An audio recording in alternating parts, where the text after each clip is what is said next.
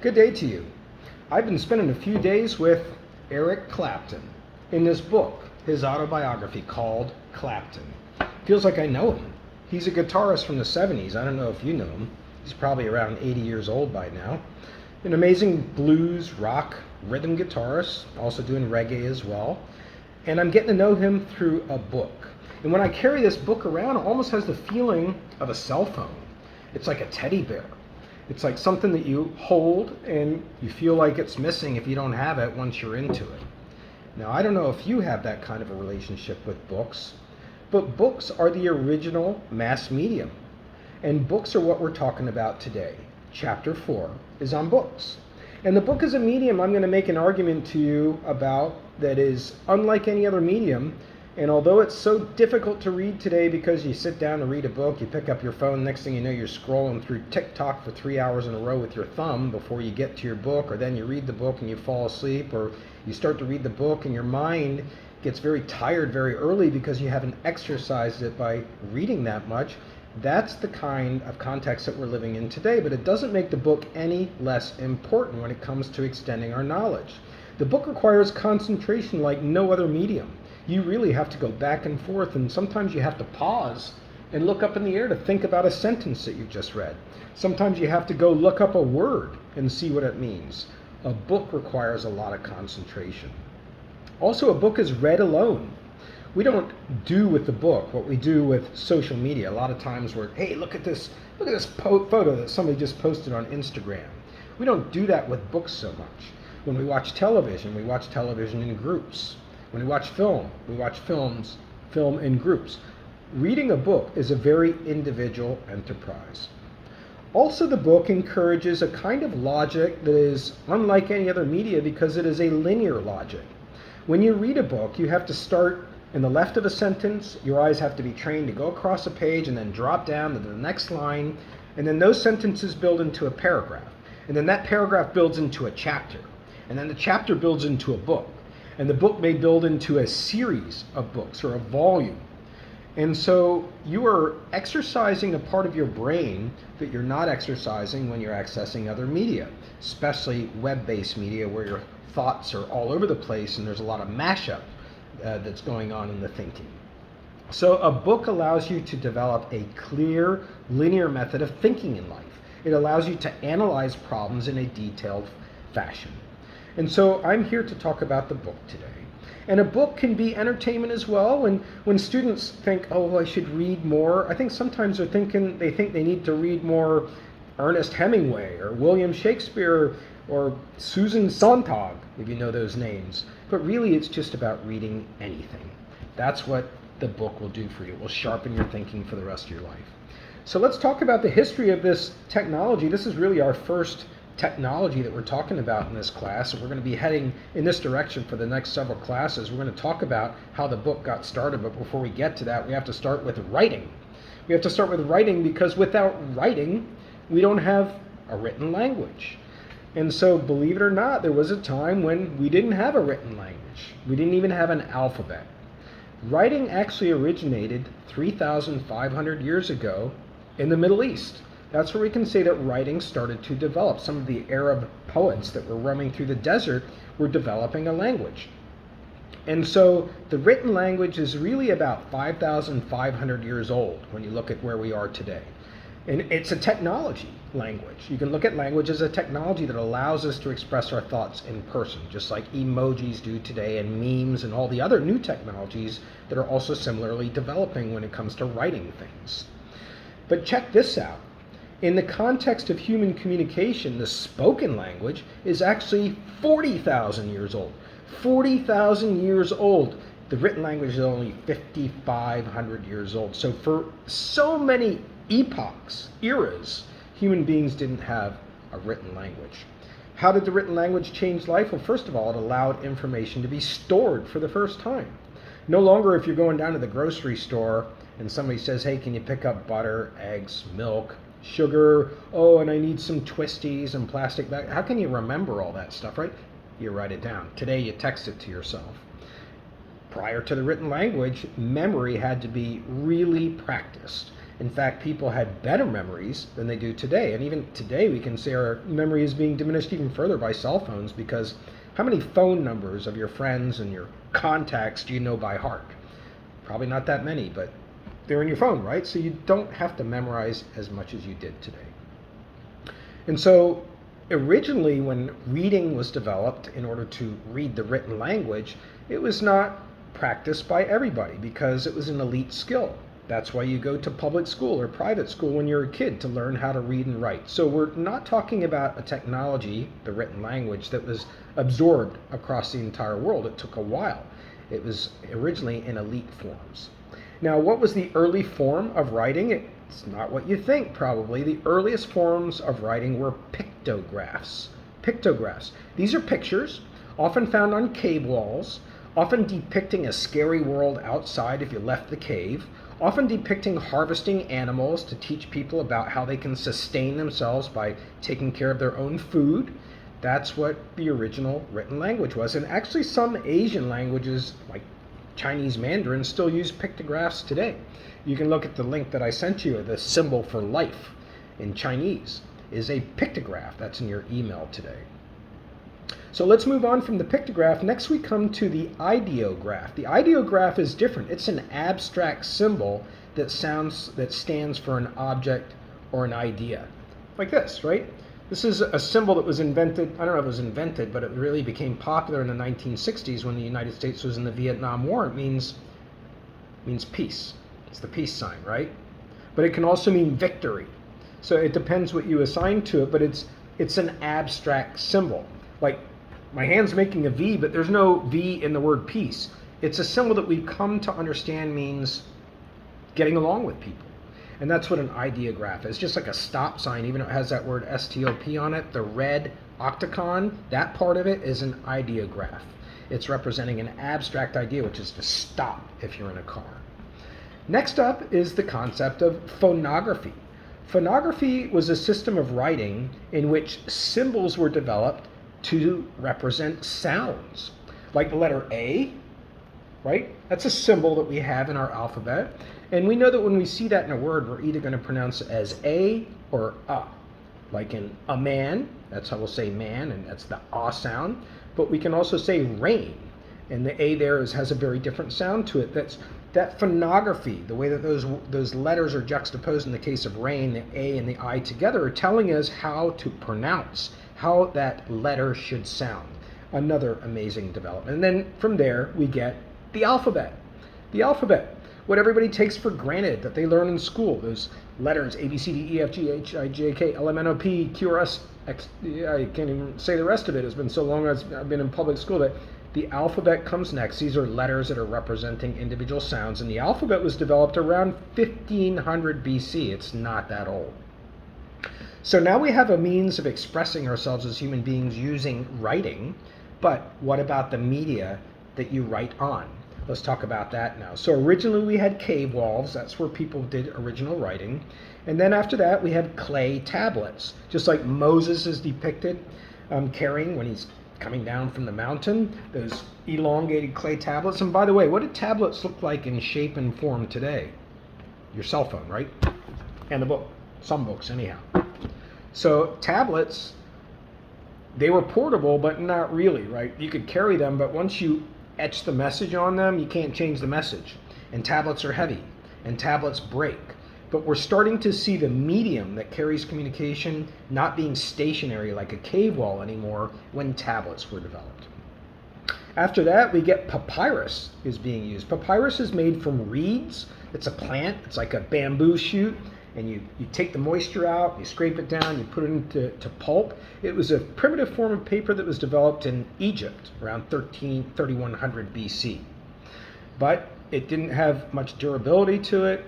It would fall apart when it would dry out. And so another medium was sought, and that was parchment. Parchment comes from goats. It's essentially goat skin. And it's easier to write on, it's tougher, you can roll it up into a scroll, you can carry it. Again, it has advantages to it, but at the same time, it dries out and the words start to go away and break apart. So finally, eventually, paper was invented. Paper was invented by the Chinese, actually, in 200 BC. So the Chinese have delivered paper for us, which we still use today, even though we're living largely in an electronic era. All right, so once we have all the tools in place to create books now, we have pages, we can bind them together, we can flip them, we can glue the bindings so that the pages can be flipped relatively easily. Where is this done? This takes place in institutions called scriptorias. A scriptoria is where a monastery is. And the monks in the monastery would handwrite books, religious texts. And the average book was taking, get this, 5 years to write. 5 years to write a book. I mean, it's an amazing amount of time. And if you make one mistake, there goes the page. I got to start all over again. Nevertheless, this was an amazing breakthrough in technology, and we consider it to be an amazing breakthrough. And we're going to be talking about how that caused a revolution that's considered to be the province of the most important invention in the history of mass communication. We'll be coming to that shortly. So let's go to the printing press now. Actually, we're coming to it right now. We're going to the printing press. That's what we're talking about. It's the most important invention in the history of the development of mass media, and some people say the most important invention in the world. So Johannes Gutenberg is the person who's credited for inventing the printing press. He was a sheet metal worker in Germany, and in 1940 he came up with what's known as movable type.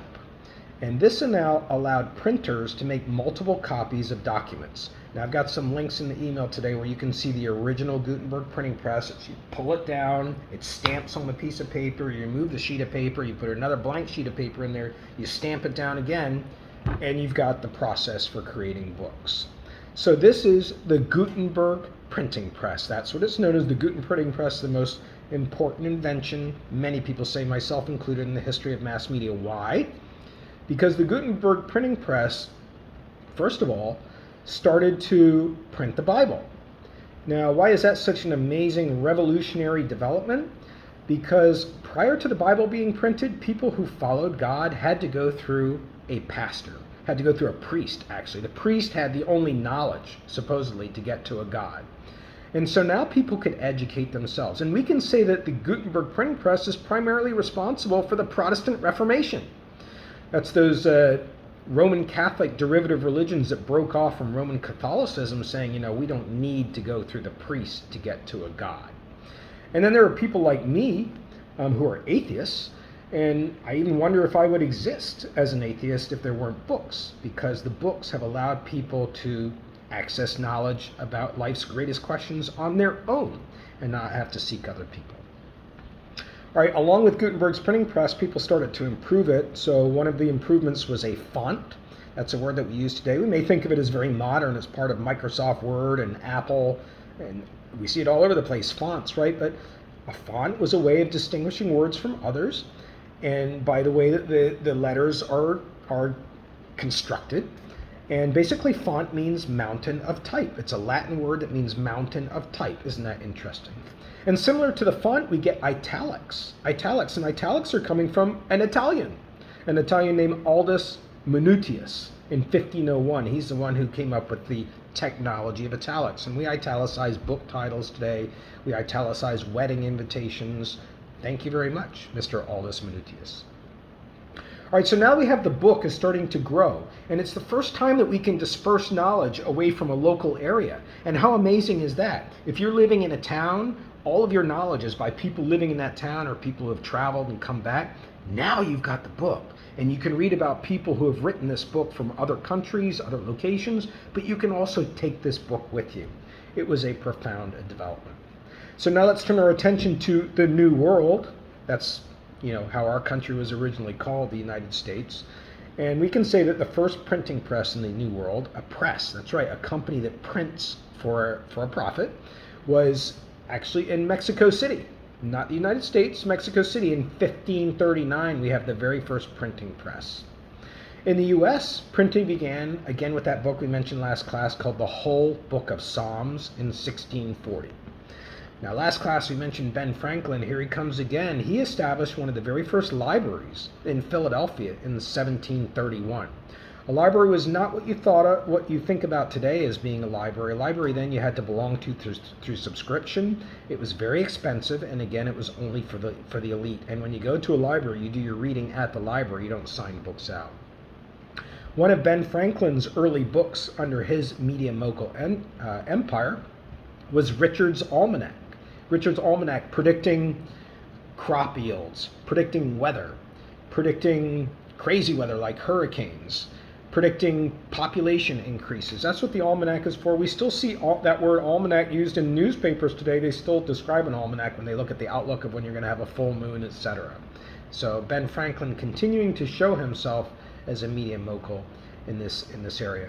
Now, the early books were on some pretty common subjects like animal husbandry, how to take care of your animals on a farm, and just agriculture in general, and the military. The United States was in a lot of wars in its early going, and it still has wars, up until the modern day. But the military wars were of interest to people because it meant whether the country was going to become its own independent country from the UK, or whether it's going to continue under the king and queen.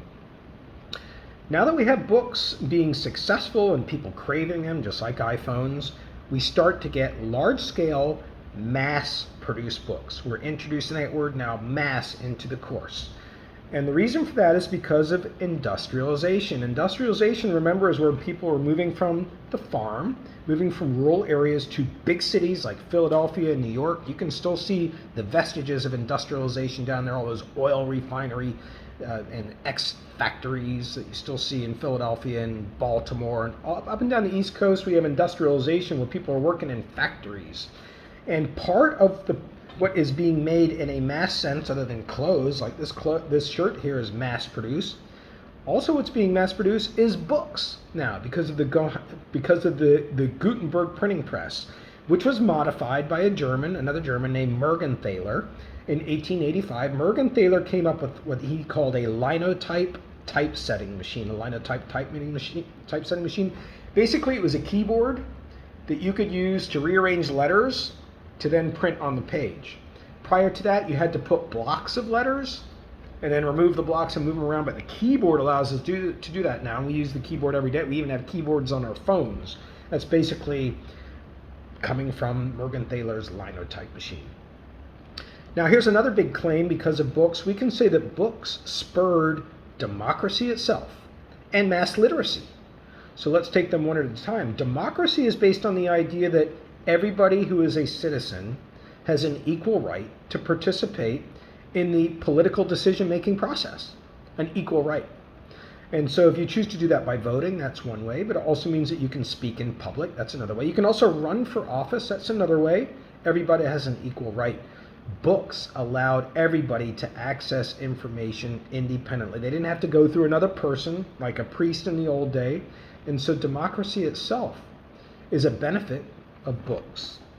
But we can also say mass literacy. I talked to you earlier about how books were only read by the elite, well-educated, and people who had the wealth to be able to purchase books.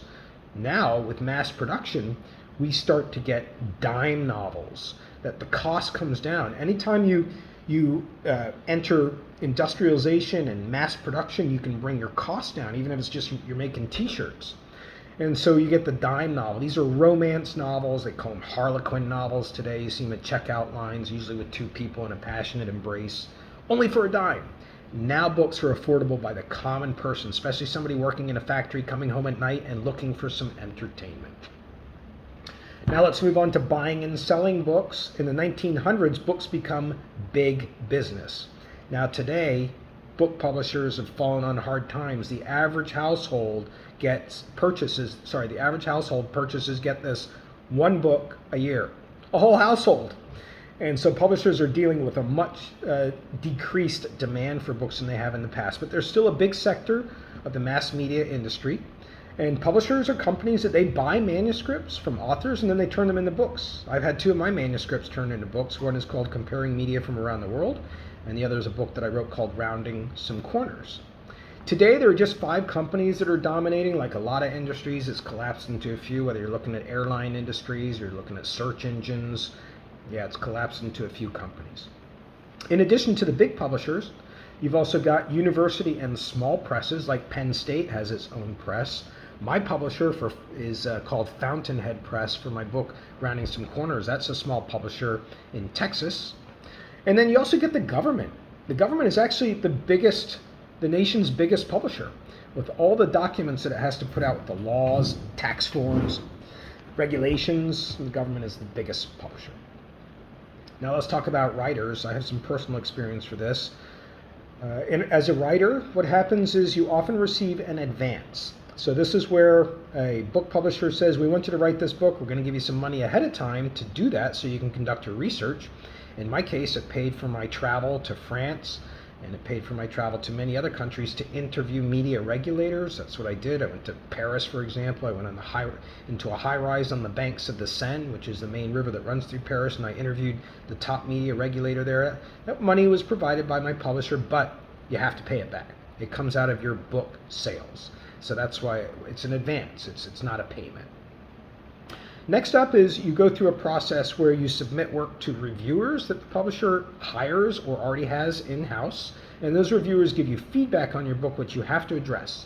And if you don't address that feedback, then they may not continue with the book. And sometimes the feedback is mixed, and sometimes you have two people saying you need to do one thing and one person saying that you need to do another.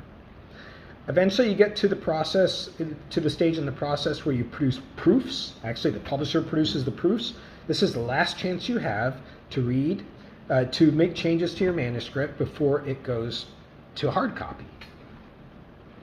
All right, now let's talk about booksellers and distribution consolidation. So actually we have seen a reduction in booksellers. Barnes and Nobles and your local bookstore is about all there is today that you can find as a place to buy books. I mean, you can find some other places, but there used to be many more bookshops. It's the only brick and mortar left because most books are bought online on Amazon and other places. So the brick and mortar store is a thing of the past, but there is a wholesaler that you should know about in this industry. The biggest one is called the Ingram Book Company, and this is a company just like the manufacturer of GMC trucks. They wholesale them to a dealer, and that's what Ingram does. It wholesales books to retail outlets. Now let's talk about a thorny subject for many of you, perhaps, and that is the textbook business. The textbook business. Okay, so there are professors who assign books, and you can't tell that the book has anything to do with the exam. There are those examples, but there are plenty of examples of professors who assign books because they really want their students to learn from books. And so there is a huge textbook business that has grown up. It has become very expensive to students. I'm very saddened to see that. The book publishers have brought in all these other means of leveraging money out of students. In order to do that, you need special codes to access software and study guides, etc. But the basic premise is that textbooks are there for students to learn. And so students have adapted to the high cost by rental books and e-books and secondhand books, used books, so to speak, and that's how that industry has gone. Now let's move our attention to something broader, which is books and culture. So there are people who consider themselves kind of like book snobs, I guess you could say, and they consider there to be two kinds of books. Popular books, blockbuster books, like The Hunger Games, for example, versus classic books, what we might call literature, which have lasting literary value, like your Hemingway and your Steinbecks and your Shakespeare's. Also, we have a lot of woman authors of popular fiction books that are Harlequin novels. Those are very big in culture as well. And then we have serialized books, books where you have several books that are addressing the same series. It could be addressing the same set of characters. It could be Sherlock Holmes, it could be Harry Potter, Twilight, The Hunger Games, etc. The New York Times bestseller list is a big player in deciding what people read. A lot of people look to that and decide, okay, that's the next book that I get to have. And it's a status symbol, of course, if your book is on the top 10 New York Times bestseller list. Next up is libraries. We know that, make sure you pronounce the R in that word, like I almost didn't there, libraries. Ben Franklin established the first library in Philadelphia, but Andrew Carnegie, the Scotsman who developed many properties in Pittsburgh, a financier, an inventor, an entrepreneur, Andrew Carnegie, he established 1,700 public libraries across the nation because he was very concerned He was very interested in the average public having access to information. Today, public libraries are used more for their computers and electronic documents and for their Wi-Fi hotspots and perhaps even coffee than books in some cases. Now let's turn to the subject of censorship. Yeah, censorship has been in play for as long as books have been published. There's a famous author named Salman, I believe is how he pronounces his name. It's spelled like the fish, Salman Rushdie. He published a book called Satanic Verses, which was a criticism of Islam, and he's been on the run for his whole life. And that book has been censored because it is heretical against the Islamic religion. But here in the United States, we have plenty of examples of books being censored. Most books get censored at the local library level. Not by the government, but by the local library level. And books that have been censored over the years include The Scarlet Letter. Have you read that one by Nathaniel Hawthorne? That's about a female in Puritan times who had an affair with her pastor. We've got Of Mice and Men, which is by John Steinbeck. That contains a lot of profanity. Today we wouldn't blink an eye at that. We've got The Twelfth Night by William Shakespeare, which promotes homosexuality. And we've got a more recent example of Forever by Judy Blume, which is about a teenager's discovery, a female teenager's discovery of her sexuality, including wet dreams, masturbation, and menstruation. So what is the future of books when there are people like maybe you who really, really find it hard to have the time, the concentration, the energy, and to be free from distractions to read a book? What is the future of books? Well, it's tough to say, but we know that ebooks will continue to play a role, although ebooks don't give you the same tactile feeling of reading through a hard copy book. That's why they try to imitate turning pages with transitions in an ebook to try and get people to have that feeling, but they're portable, right? And you don't need to, they're not as heavy as some books. And you can get multiple books on that same e-reader. So e-readers, we're going to see, is going to continue probably in the future for books. Also, printing on demand will continue. It used to be the case that publishers would print a run of 3,000 books or 5,000 books. And when they were sold, there would be revisions made, and then they would do another run.